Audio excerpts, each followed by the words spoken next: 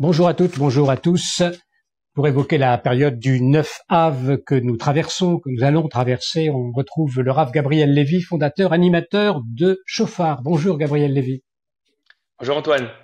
Alors le 9 Av, cette année, va se dérouler dans un contexte politique et géopolitique bien particulier, comme chacun de nous le savons. Nous allons reparler avec vous dans un instant de cette incroyable concordance des temps, pourrait-on dire, et de ce qu'elle peut signifier pour nous aujourd'hui.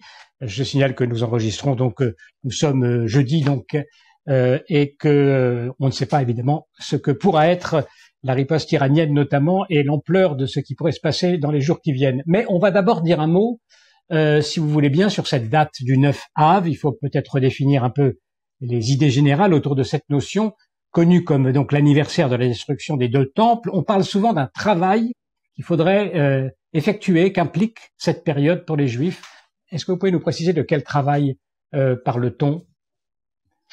On va essayer ensemble de définir ce qu'on doit vivre en fait ce jour-là, pour pas le vivre de manière uniquement technique, le fait de ne pas manger, le fait de s'asseoir par terre, le fait de lire certains textes, mais essayer de le vivre de manière un petit peu plus existentielle. Qu'est-ce que ça nous demande ce jour-là? À quoi se connecter ce jour-là en particulier? Et le Rav Yosef Dov Soloveitchik nous fait remarquer quelque chose d'intéressant. Il dit que dans un deuil normal, dans un deuil habituel, lorsqu'on perd un proche, alors les lois de deuil vont du plus dur, on va dire, au plus simple. C'est-à-dire que les premiers jours de deuil, les 7 jours qui sont juste après le départ de la personne, alors vous savez, on fait les Shiva, les 7 jours de deuil. En effet, on est assis par terre. Puis après, on passe à la période du mois. Puis après, on passe à la période de l'année. Et au fur et à mesure, les lois du deuil vont de manière décroissante.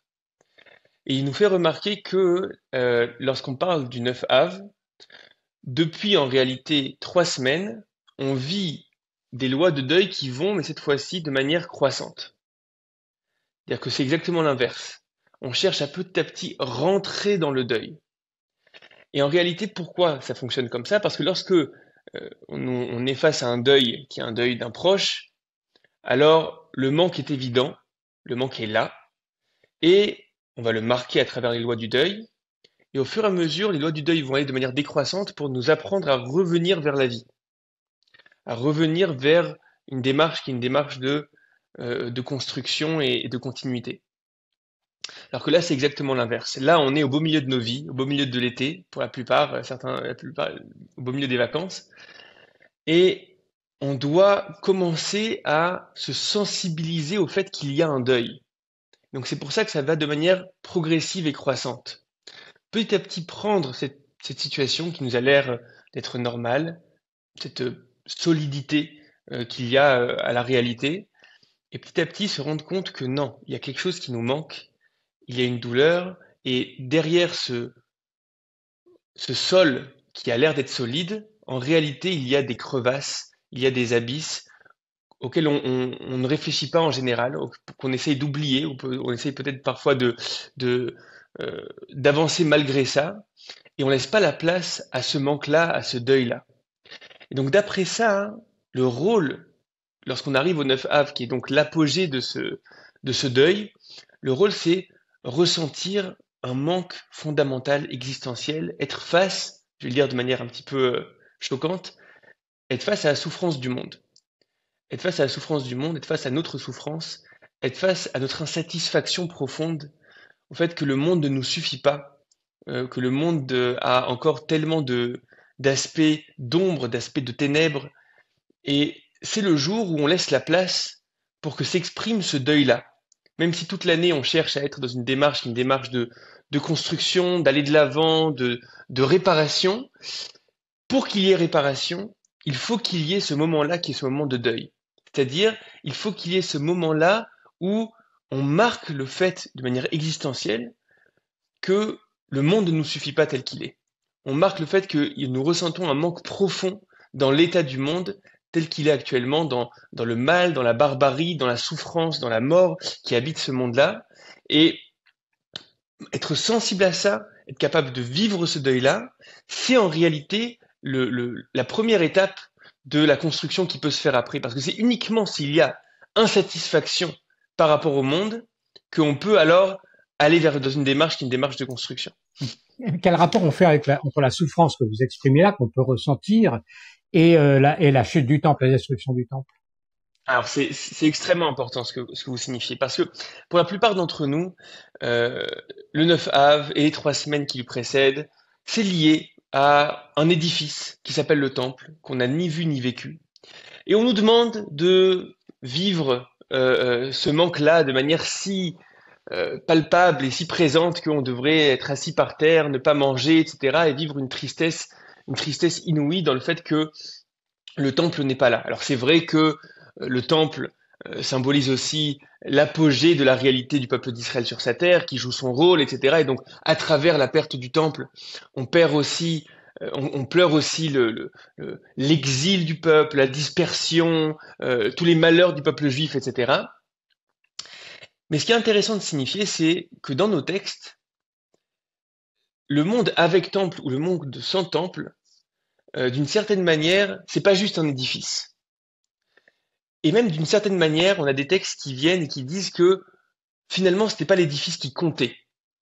Dans le traité de Yoma, Dieu s'adresse à Nabuchodonosor, celui qui va détruire le premier temple, et lui dit Beit Saruf Sarafta, tu as brûlé une maison déjà consommée, déjà consumée.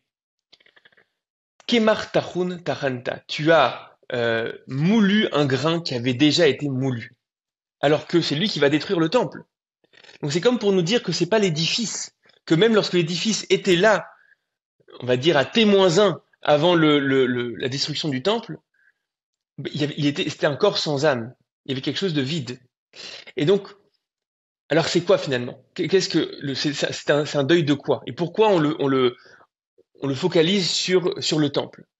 C'est pas l'édifice, c'est pas uniquement l'édifice, puisqu'on voit que c'est comme s'il y avait détruit quelque chose qui était déjà consumé. Alors c'est quoi? Il y a deux sources qu'on va essayer de voir ensemble. La première dit que lorsque le temple a été détruit, Nistalka Ashrina la Shamaim. C'est-à-dire que la Shrina, qui est un terme qu'il va falloir qu'on définisse, mais on va dire, a priori, ça vient du terme shochen, qui veut dire quelque chose qui réside. Donc, la présence divine, c'est élevé dans les cieux. Donc, il y a quelque chose qui est de l'ordre d'un paradoxe, d'un oxymore. La présence est partie. Donc, la Shrina du terme shochen, ça veut dire quelque chose qui est présent, qui réside. Mais la Shrina est partie. La Shrina est maintenant dans les cieux. Un deuxième texte, aussi dans le Midrash, qui dit que le temple est comparé au cou. Dans Shir HaShirim, dans le Cantique des Cantiques, là, on parle du cou du bien-aimé. Et le cou, c'est... le Midrash nous dit le cou, c'est le temple. Et lorsqu'il n'y a plus de cou, alors il n'y a plus de vie. On va essayer de comprendre ces deux sources-là pour voir ce en quoi ça nous donne un petit peu de matière à réflexion sur ce qui a disparu. Cette dimension du coup, c'est à la fois une dimension de ce qui nous permet de vivre, mais aussi une dimension de lien entre le monde de la conscience, entre le monde de l'esprit et le monde du corps. Okay, le coup est le lieu où il y a cette espèce de pont qui est fait entre les deux. Et donc le temple ici est une espèce de point de jonction entre ciel et terre. De la même manière, lorsqu'on dit que la Shrina, qui est censée résider, est partie dans le ciel, d'une certaine manière, le monde s'est vidé. Le monde s'est vidé d'une certaine présence. Rabbi Yehuda Halevi, dans son livre Le Kuzari au XIe siècle, définit la Shrina, la présence divine. Il la définit de la manière suivante. Il dit Ruach Chaim Begufa Adam. C'est comme l'esprit de vie dans le corps de l'homme. De la même manière, la présence divine était comme une espèce de vitalité vécue, existentielle, dans le monde et dans le peuple. Et il y a quelque chose qui s'est vidé. Il y a quelque chose qui s'est vidé de... Et donc, dans ces deux sources, on voit que on parle pas uniquement d'un bâtiment, on parle pas uniquement du service qui se faisait là-bas, etc. Mais c'est comme si ceux qui avaient été témoins de cette réalité-là nous disent, mais vous vous rendez pas compte, vous êtes face maintenant à un corps sans vie. La vie que vous vivez a perdu quelque chose d'une certaine présence. Comment savoir Et qu'on a perdu quelque chose depuis si longtemps finalement? Comment se rendre compte que quelque chose a ouais, disparu quand on est c'est habitué à sa exactement, disparition? c'est toute la difficulté. C'est vraiment essayer d'expliquer expliquer une peinture à quelqu'un qui est aveugle de naissance. C'est vraiment la problématique qu'on a, c'est-à-dire que comment ressentir qu'il y a quelque chose dans la vie même qui est manquant. Et pour ça, je pense que il faut être à l'écoute d'une certaine aspiration aux nostalgies qui est au fin fond de l'homme, qui est vécue de manière existentielle, qui vient sûrement de l'âme, qui est cette espèce d'insatisfaction, cette espèce d'incapacité qu'on a à accepter que le monde ce soit que ça. Je vais le dire de manière un petit peu provocatrice. Souvent, même les personnes qui vont qui vont chercher à fuir ce monde, que ce soit dans les drogues dures, que ce soit dans des expériences psychédéliques, que ce soit dans toutes sortes de choses comme ça, il y a une intuition qui est une intuition juste derrière, qui est une intuition de sentir que c'est pas possible que le monde soit que ça, c'est pas possible que la vie ce soit que ça.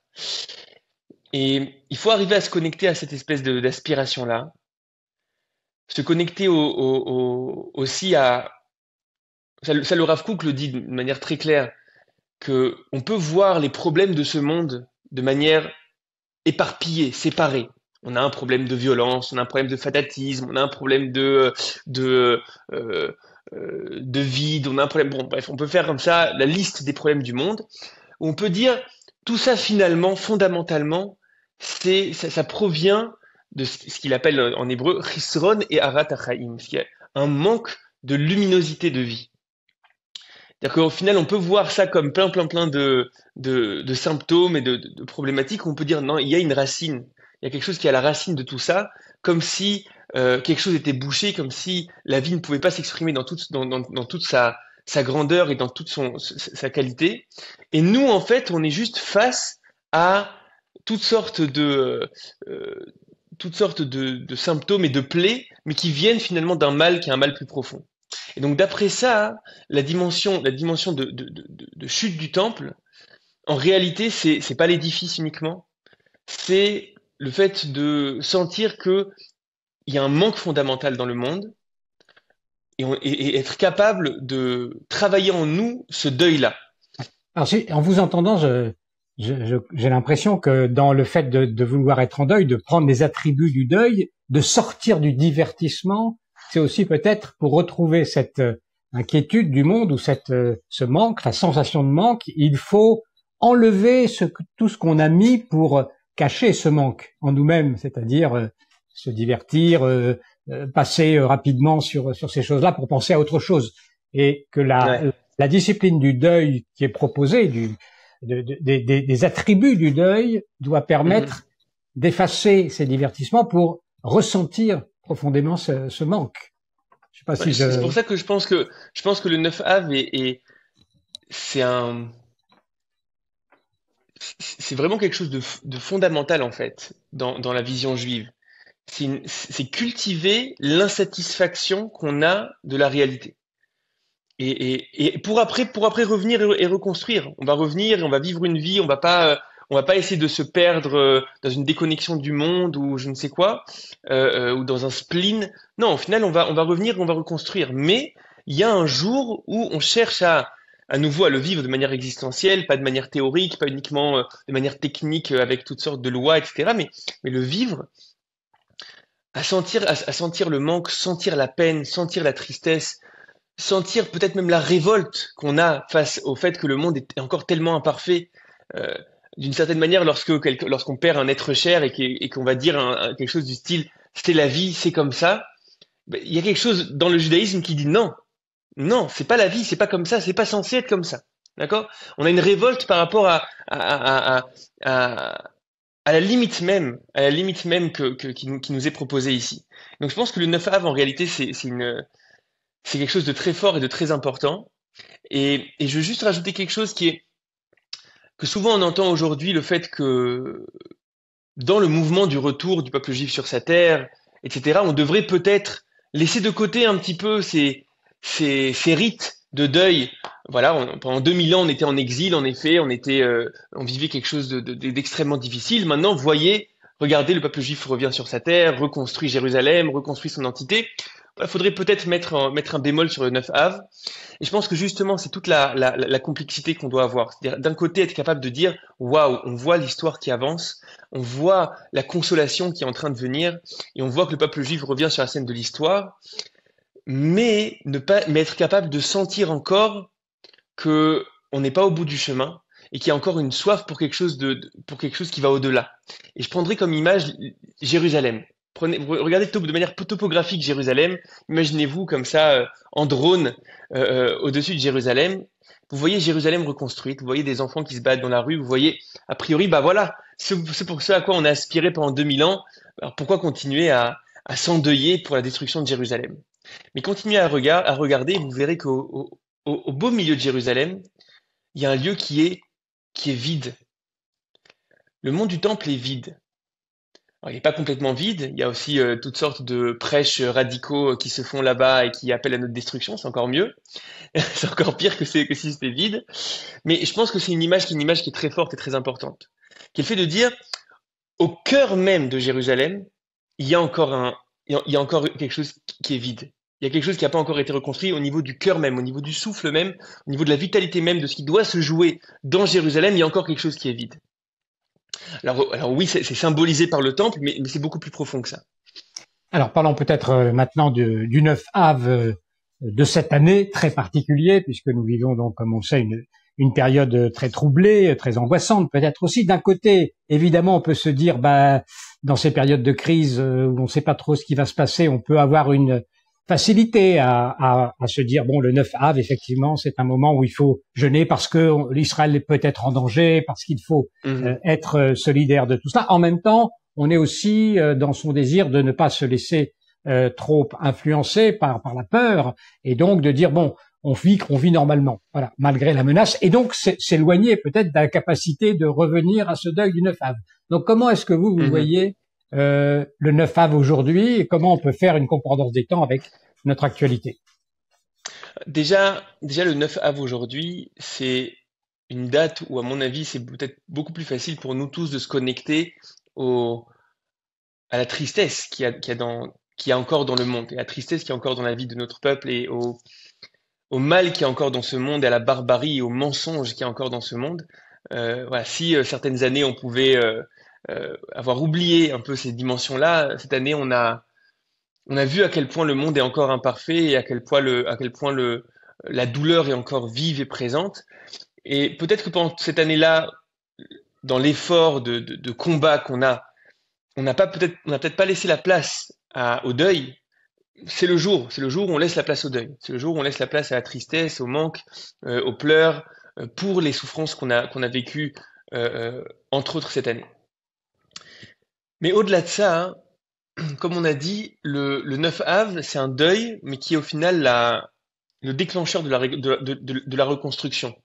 C'est le fait d'être conscient du fait qu'on ne se suffit pas du monde tel quel, et du fait qu'on veut se battre pour amener le monde ailleurs.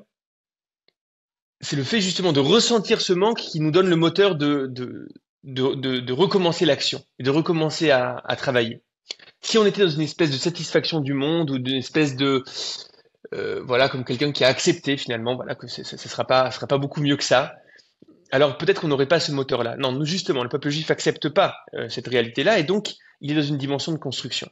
Donc c'est un deuil qui, oui, marque une pause, mais pour continuer le travail de reconstruction. Et là, les combats qu'on est en train de mener, tout simplement pour la survie du peuple juif, tout simplement pour le fait d'éradiquer un mal qui a rarement été aussi évident et clair dans sa dimension sadique et sa dimension quasiment caricaturale de mal. Le fait que voilà, on est engagé dans ce combat-là, alors on est clairement dans ce qu'on pourrait dire de manière symbolique, on est dans la reconstruction de Jérusalem. On est en train on se bat pour le 9 Av. On se bat pour passer du 9 Av à l'étape d'après. Donc, en effet, cette année, il y a clairement une autre capacité de se connecter au 9 Av, mais aussi de se connecter à la dimension de reconstruction qu'il y a derrière ça. Ouais. Il y a aussi quand même l'idée de dire le 9 Av, c'est une date qui a été choisie par les sages pour marquer des événements dramatiques. Alors évidemment, on se dit, est-ce que si le 9 Av qui est là aujourd'hui pourrait être aussi le moment de quelque chose de dramatique, comment on peut sortir de cette crainte-là?